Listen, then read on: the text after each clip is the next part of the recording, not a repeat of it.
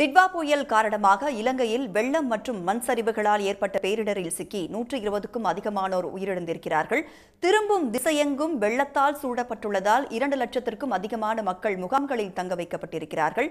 கூடுதல் விவரங்களோடு இணைகிறார் நமது செய்தியாளர் கார்த்திக். அவரிடம் கேட்கலாம்.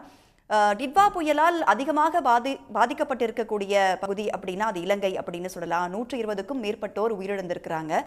பார்க்கும் திசை எங்கும் வெள்ளத்தால் சூழப்பட்டிருக்கிறது. 2 லட்சத்திற்கும் மேற்பட்ட மக்கள் முகாம்கள்ல தங்க வைக்கப்பட்டிருக்கிறாங்க. முகாம்கள்ல அவங்களுக்கு தேவையான வசதிகள் எல்லாம் செய்து கொடுக்கப்பட்டிருக்கா கார்த்திக்? இலங்கையில பாத்தீங்கன்னா உருவாகிக்கூடிய அந்த புயல் சின்னம் காரணமா பாத்தீங்கன்னா இலங்கையில ஒரு மோசமான வானிலை நிலை வருது.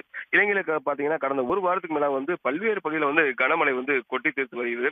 இந்த கனமழையின் காரணமா பாத்தீங்கன்னா பல்வேறு இடங்கள் தாழ்வான பகுதிகளில் மழைநீர் தேங்கி இருக்கு. மேலும் கனமழை மற்றும் காற்றின் காரணமாக பல்வேறு இடங்கள்ல நிலச்சரிவு ஏற்பட்டிருக்கு. குறிப்பா பாத்தீங்கன்னா இலங்கை தலைநகரான கொழும்பு முற்றிலும் மழை நீரால் பெரிய அளவுல பாதிக்கப்பட்டிருக்கு. அங்க ஏராளமான வீடுகள் மண் சரிவால பாதிக்கப்பட்டிருக்கு. அதே போல ஏராளமான வீடுகள் அடித்து செல்லப்பட்டிருக்கு. அங்க இருக்கக்கூடிய மக்கள்லாம் முகாம்ல தங்க வைக்கப்பட்டிருக்காங்க. குறிப்பா பாத்தீங்கன்னா திருகோணமலை, மட்டக்களப்பு உள்ளிட்ட பகுதியில் பாத்தீங்கன்னா காற்றின் வேகம் அதிகமா இருக்கு. அதே போல கனமழை கொட்டி தீர்த்து வருகிறது. தற்பொழுது வரை பாத்தீங்கன்னா இலங்கை முழுவதும் மழை பெய்து வருகிறது. இலங்கையில பாத்தீங்கன்னா நேற்று இரவு மின்சாரம் துண்டிக்கப்பட்டிருக்கு. இதன் காரணமா பாத்தீங்கன்னா அங்க இரவு முழுவதும் இலங்கை இரவு முழுவதும் பாத்தீங்கன்னா இருள் சூழ்ந்து தான் காணப்படுகிறது. அங்க உள்ள மக்கள் செல்போனுக்கு சார்ஜ் போடக்கூடிய சூழ்நிலை தான் இலங்கை முழுவதும் நிலைந்திருக்கு. தற்போது பாத்தீங்கன்னா இலங்கையில் இருக்கக்கூடிய கடலோர மாவட்டங்கள் முழுவதும் பெரிய அளவுல பாதிக்கப்பட்டிருக்கு. அங்க உள்ள மீனவர்கள் யாரும் மீன்பிடி கடலுக்கு செல்ல வேண்டாம் என தெரிவிச்சிருந்தாங்க. இருந்த போதும் இலங்கையில கனமழை தொடருது. தற்போது பாத்தீங்கன்னா இலங்கை முழுவதும் ஒரு மோசமான வானிலை தான் நிலை வருகிறது. இதன் காரணமா பாத்தீங்கன்னா ஏராளமான மக்கள் பாதிக்கப்பட்டிருக்காங்க. ஏராளமான வீடுகள் அடித்து செல்லப்பட்டிருக்கு. அதே போல கார்கள் அடித்து செல்லப்பட்டிருக்கு. வன விலங்குகள் பாதிக்கப்பட்டிருக்கு. ஏன்னா இலங்கை முழுவதுமே ஒரு வெள்ளக்காடா தான் மாறி இருக்கு. இலங்கையில எங்கு பார்த்தாலும் மழை தேங்கி இருக்கக்கூடிய சூழ்நிலை இருக்கு. அதே போல இந்த மழை வெள்ளத்தில் பாதிக்கப்பட்ட 2 லட்சத்துக்கும் மேற்பட்ட மக்கள் பாதுகாப்பு முகாம்ல தங்க வைக்கப்பட்டிருக்காங்க. இந்திய அரசு சார்பில் பாத்தீங்கன்னா 2 ஹெலிகாப்டர் அனுப்பப்பட்டு அவங்களுக்கு மீட்பு பணியையும் செஞ்சிருக்காங்க. அதே போல இந்திய அரசு சார்பில் பாத்தீங்கன்னா அவங்களுக்கு தேவையான உணவுப் பொருட்கள் வாங்கியிருக்காங்க. இருந்த போதும் ஏராளமான பாதிப்பு இலங்கையில ஏற்பட்டதன் காரணமா பாத்தீங்கன்னா அவங்களுக்கு துரிதமான எந்த நடவடிக்கையும் எடுக்க முடியாத சூழ்நிலை இருக்கு. தொடர்ந்து இலங்கையில காற்று வேகம் அதிகரித்து.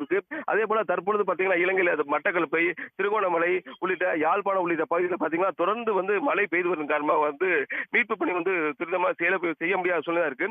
இருந்த போதும் மக்கள் முகாம்ல வைக்கப்பட்டிருக்காங்க. அவங்களுக்கு ஒரு சில உதவிகள் தான் கிடைக்கப்படுறதா தெரிவிச்சிருக்காங்க.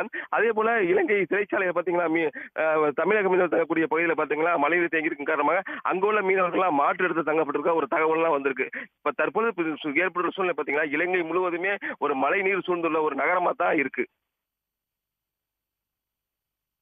இன்றும் அதிகனமழை தொடரும் அப்படின்னு ரெட் அலர்ட் கொடுக்கப்பட்டிருக்கு. இலங்கையில 36 சென்டிமீட்டர் மழை பதிவாகி இருக்கிறது. இன்றும் அதிகனமழைக்கான ரெட் அலர்ட்டும் கொடுக்கப்பட்டிருக்கு. ஏற்கனவே நிறைய பாதிப்புகளை சந்திச்ச இலங்கை தற்பொழுது இன்றைக்கும் அதிகனமழை கொடுக்கப்பட்டிருப்பதால் என்னென்ன முன்னெச்சரிக்கை நடவடிக்கைகள் எல்லாம் எடுத்திருக்கிறாங்க?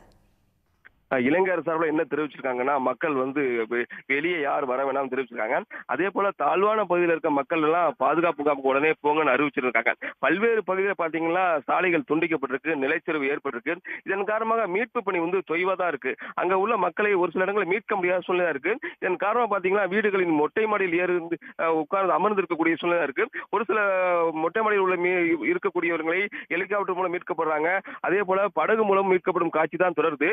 ஏற்கனவே இலங்கை முழுவதும் கனமழையானது கொட்டி தீர்த்து இந்த சூழ்நிலை பாத்தீங்கன்னா இன்று கனமழை நீடிக்கும் தெரிவிச்சிருக்காங்க. குறிப்பா பாத்தீங்கன்னா அந்த மட்டக்களப்பு பகுதினா பாத்தீங்கன்னா மழை வெள்ளம் அதிக அளவுல பாதிப்பு ஏற்படுத்தியிருக்கு. இன்று மழை தொடரும் தெரிவிச்சிருக்காங்க. அதே போல யாழ்ப்பாணம், திருகோணமலை, இலங்கை வடக்கு மாகாணம், தெற்கு மாகாணம் என பல்வேறு பகுதியில் பாத்தீங்கன்னா மழையானது தொடர்ந்து நீடித்து வருகிறது.